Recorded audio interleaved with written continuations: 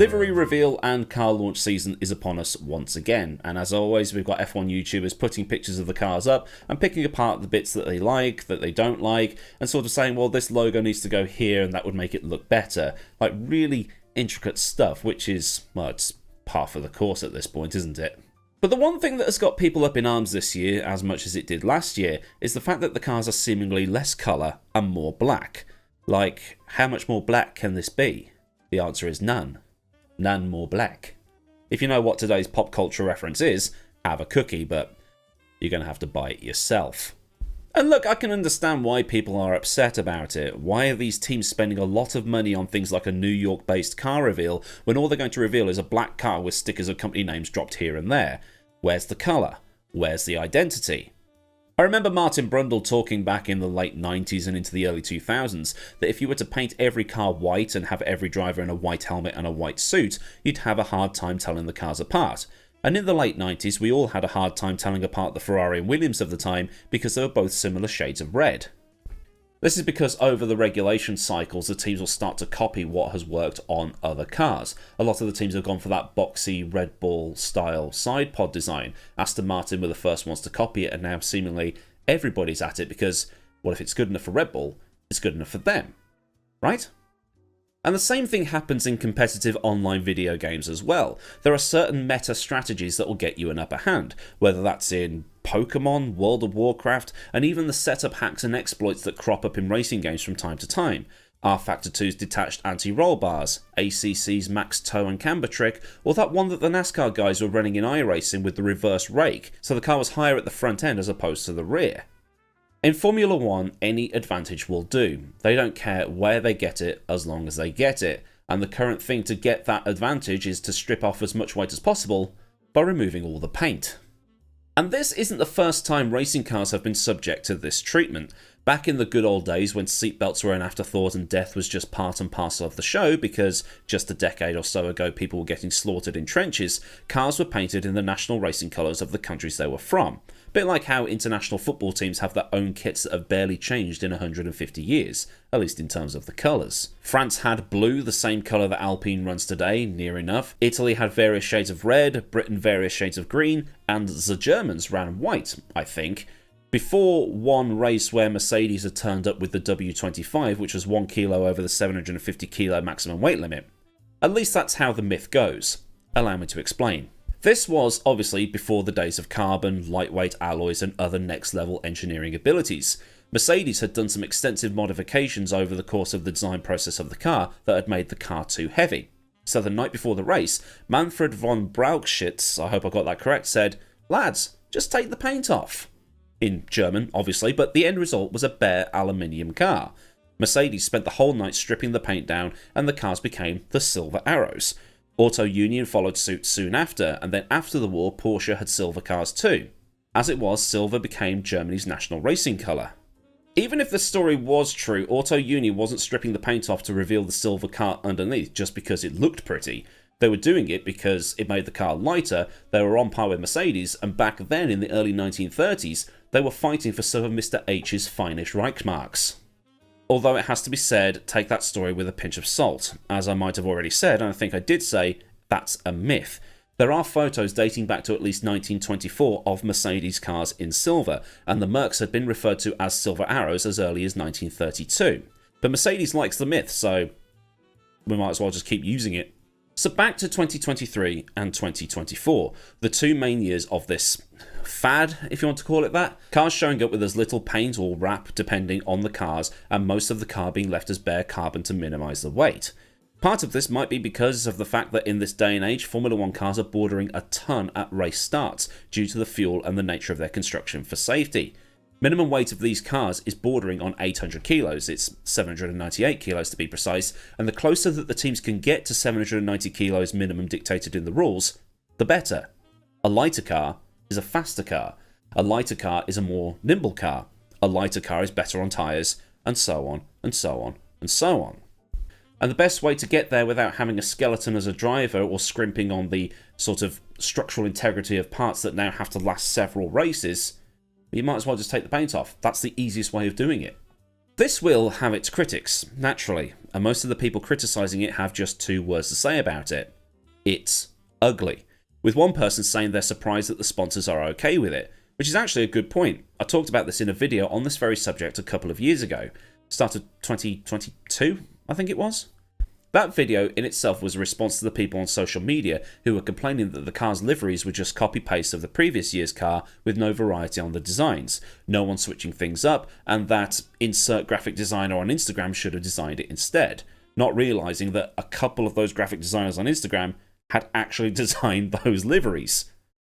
It was Stuart Ball, one of the Instagram designers that found fame doing all of that stuff before doing it as a profession, who designed that all-black Renault test livery from like 2020 or 2021 or whenever it was. It was that thinking of, Stuart Ball can do these really cool designs, so get him on board to do the livery, it will look awesome. And then Stuart Ball turned up with whatever that was. But for real, Stuart Ball designed this. Something that Steve from Macclesfield could have knocked up in 20 minutes on Photoshop, or so he claims. So there was that thinking of, where's the creativity? Where's this? Where's that? Where's the other stuff that people were asking for? It doesn't quite work how some seem to think. General gist of that video was, if a company is paying for a certain spot on the car, or all the car, then they dictate what the colours are. When Rothmans wanted to promote its Winfield brand in 1998, the Williams cars became red. Because if Williams wanted Rothmans' money, that's what they'd have to do. It's why some of the back-of-the-grid teams of the 80s and 90s had colour schemes that were all over the place, because they were picking up literally any sponsor they could and answering to their demands on promotion of said logos. Minardi, and so on. However, we're in a different world these days. All these companies now changing their logos so that they're easier to read. WH Smith, the chain of newsagents in the United Kingdom, recently changed theirs to a more modern style, and so many companies are now using monograms so they can fit on the tiny avatars on social media. I'm guilty of that. Fitting 13 letters of Aidan Millward into an avatar is unsurprisingly difficult, so I've got this AM thing. I think it looks but it is what it is.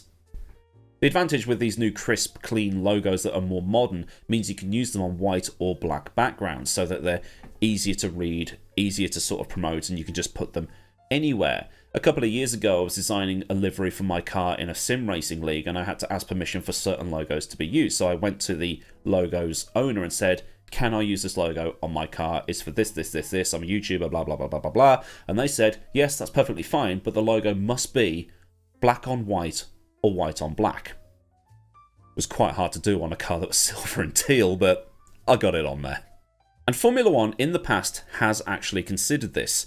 In 2004 or so, the engine covers were getting smaller for aero packaging, weight saving and other bits and pieces, and in those days the engine cover was a prime place to put sponsor logos, such as Ferrari's massive Marlboro branding at the time. Plus in those days the cars had straighter lines about them so they could be more prominently displayed. The FIA, with assistance from Bernie you'd assume, seeing that sponsors were having less opportunity to display their wares, mandated a minimum size for the engine covers. But colour trends aren't exclusive to the world of Formula One. In 2022 the BTCC was awash with black cars, while in British GT the opposite happened as every car seemed to have been crashed through a highlighter factory. In the WRC this year, the Toyotas will be mostly black. Their hypercars in the WEC will also be mostly black. BMW in the BTCC a couple of years ago? Black.